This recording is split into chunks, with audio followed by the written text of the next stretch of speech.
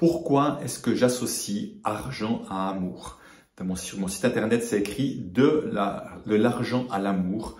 Je vais vous dire un peu plus parce que pour certains, ça paraît complètement inconcevable. Ça paraît des choses tellement éloignées l'un de l'autre. Et pourtant, selon moi, je vais vous expliquer pourquoi l'argent peut nous aider à être plus dans l'amour de soi, l'amour des autres et l'amour du vivant.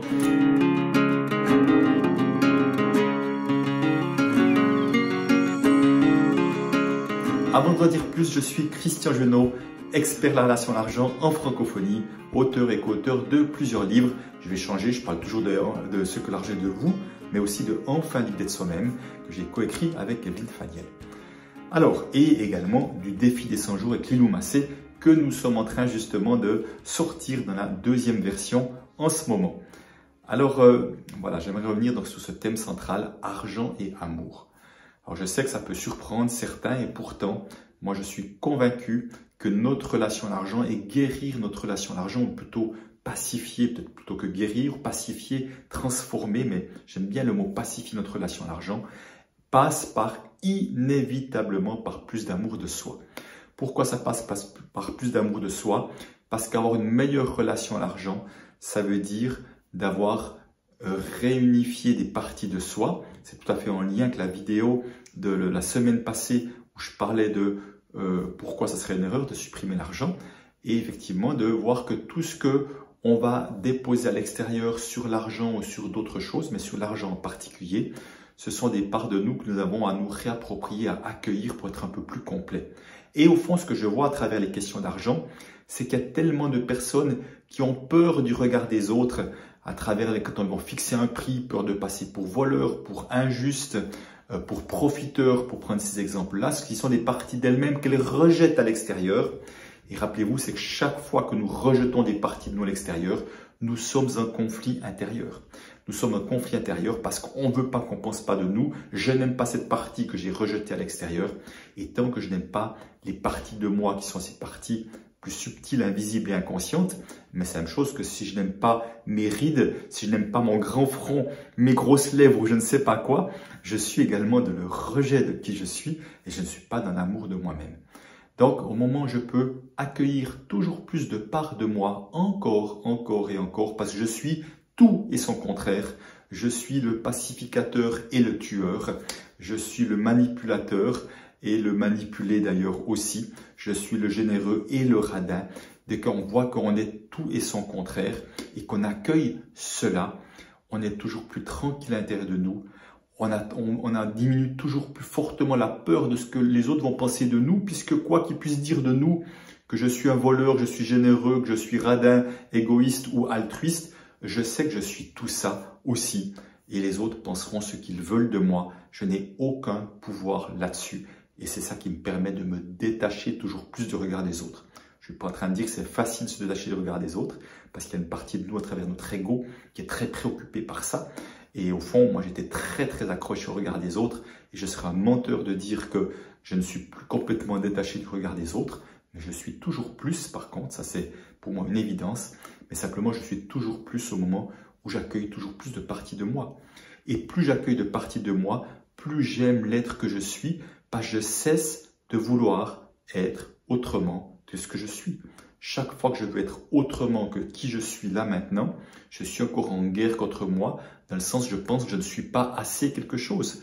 Et que pense que je ne suis pas assez quelque chose, je ne suis pas dans un regard de bienveillance, vraiment à travers qui je suis là aujourd'hui.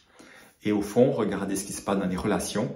Est-ce que pour que vous aimiez vos enfants, vous avez des enfants, vos meilleurs amis ou amis, est-ce que vous attendez d'eux qu'ils soient différents de ce qu'ils sont maintenant pour les aimer?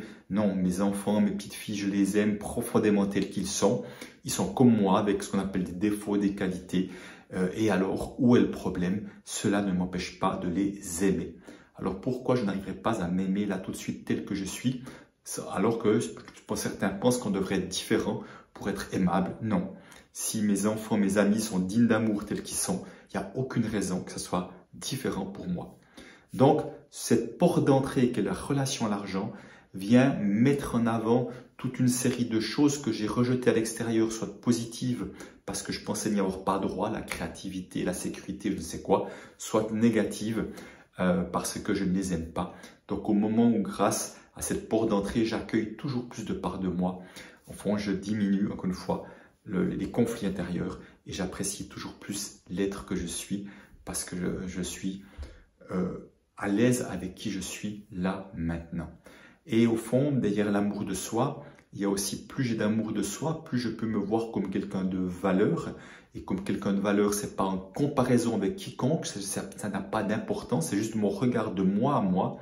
Et dès le moment où je regarde plus doux, plus bienveillant envers qui je suis, je me vois comme quelqu'un de valeur. J'arriverai toujours mieux à valoriser ce que je fais.